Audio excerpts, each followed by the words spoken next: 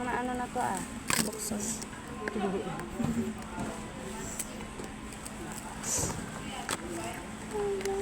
May sipong ka, Joy, ah. Oh, hindi ko alam. Late pa. Oras na kami nagising.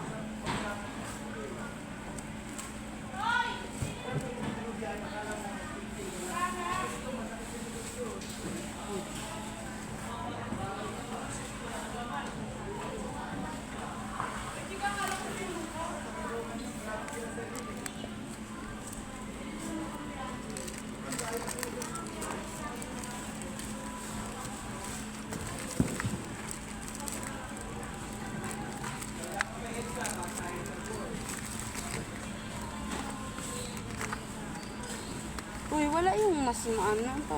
Ang ano kasi parang ang pricey naman ng 12K. Yun lang kasi yung malapit sa amin na ano. Ano? Ang laki kasi. Kahit yung ano lang sana. Walang ba, luliit lang siya. Studio type. Tanong ko yung ano. Saan ba yun? Sa may kanto pa ata yun. Tape.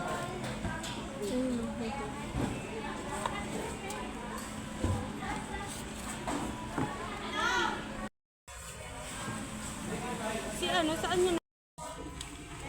Follower pala siya.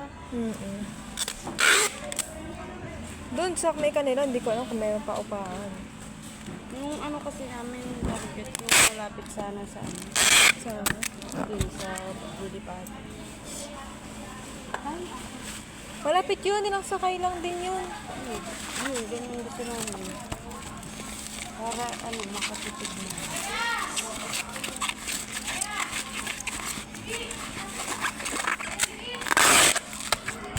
Hindi pa nga namin alam yun eh.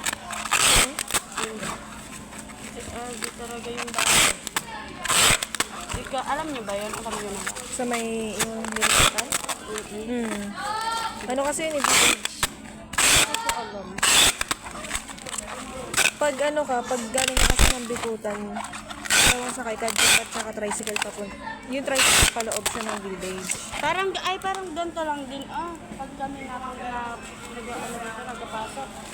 Kasi kami mula Pasay, sakay kami hanggang mula Pasay sa amin, di kami malibay hanggang dyan sa FTI. Ano, FTI, tapos papasok kami. Tricycle. Oo, yun. Parang ganun din. Oo.